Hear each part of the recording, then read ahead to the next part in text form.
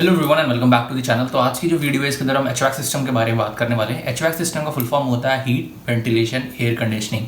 तो एचवैक सिस्टम जो है अगर मैं बात करूं किसी भी व्हीकल के लिए तो बहुत ही इंपॉर्टेंट कंपोनेंट है जिसकी हेल्प से जो है हम अपने कंफर्ट ड्राइविंग कंफर्ट को जो है इंप्रूव करते हैं और अपनी ड्राइविंग को जो है इंजॉय करते हैं। लेकिन इसकी वर्किंग जानना हमें बहुत ज़रूरी है और कितने तरीके के एचवैक सिस्टम होते हैं उनको जानना बहुत ज़रूरी है।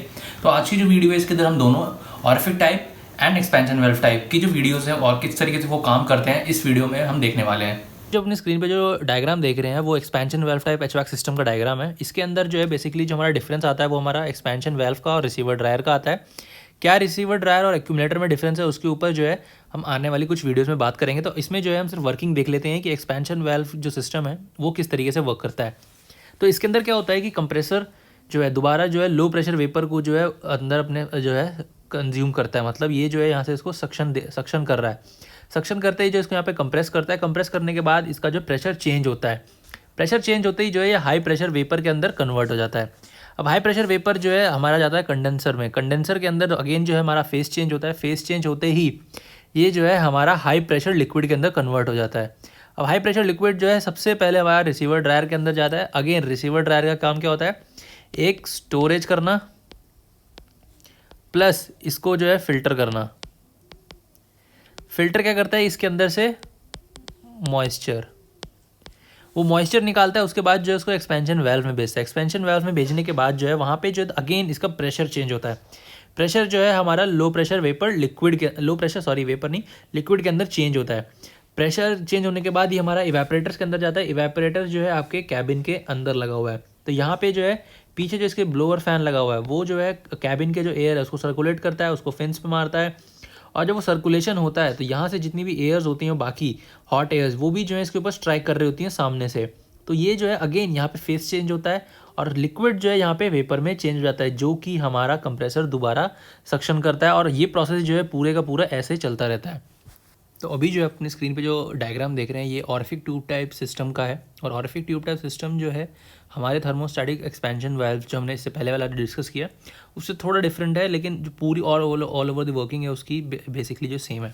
अब उसके अंदर जो रिसीवर ड्रायर था वो जो है आपने देखा कि कंप्रेसर के बाद कंडेंसर के बाद लगा हुआ था। लेकिन यहाँ पे जो है इसका एक्यूमुलेटर काम इसका भी यही है कि इसका काम भी वही है कि ये जो है मॉइस्चर को एब्जॉर्ब करता है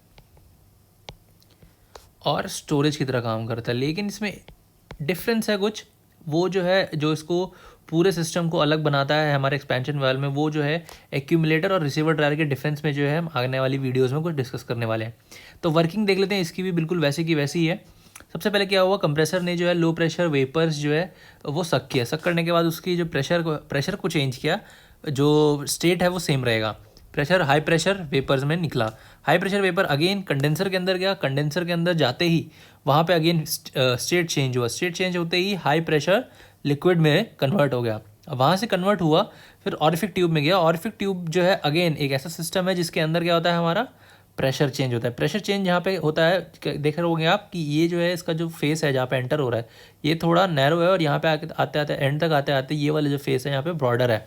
तो ये यहाँ से निकला, यहाँ से लो प्रेशर लिक्विड निकला। अब वो लिक्विड क्या करेगा, इवेपोरेटर के अंदर जाएगा। अगेन यहाँ पे जो है हमारा फ़ैन लगा हुआ है और वो फ़ैन ब्लोअर्स की तरह इस पर स्ट्राइक करेगा। यहाँ से क्या होता है कि इस सिस्टम के अंदर इस ऑरिफिक ट्यूब के अंदर कभी कभी जो है low pressure liquid and vapours भी जो है इवेपोरेटर्स के अंदर से निकलने लगते हैं।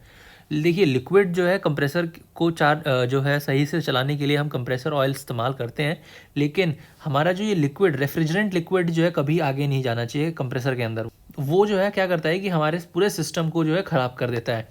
तो एक्यूमुलेटर क्या करता है कि उसके निचले पार्ट में यहाँ तक जो है पूरे का पूरा जो लिक्विड है वो सेटल हो जाता है और सिर्फ वेपर्स जो है जो अबव ट्यूब होती है यहाँ पे वहाँ से जो है सिर्फ वेपर्स ही जो है आगे सर्कुलेट होते हैं। तो लो प्रेशर वेपर ही जो है सिर्फ आगे निकलते हैं हमारे एक्यूमुलेटर के अंदर से। तो कुछ इस तरीके से जो है बेसिकली हमारा ऑरिफिक ट्यूब सिस्टम जो है काम करता है। तो आशा करता हूँ आपको ये वीडियो अच्छी लगी होगी। अगर आपको ऐसे इंटरेस्टिंग वीडियोस देखने का शौक है तो हमारे चैनल को सब्सक्राइब कर सकते हैं। हमें अपने इंस्टाग्राम पे ज़रूर फॉलो करें, उसका लिंक जो है आपको डिस्क्रिप्शन बॉक्स में मिल जाएगा। और इस वीडियो को लाइक करें, अपने दोस्तों के साथ शेयर करें ताकि वो भी जो है ऐसे इन्फॉर्मेटिव वीडियोज़ देख सके।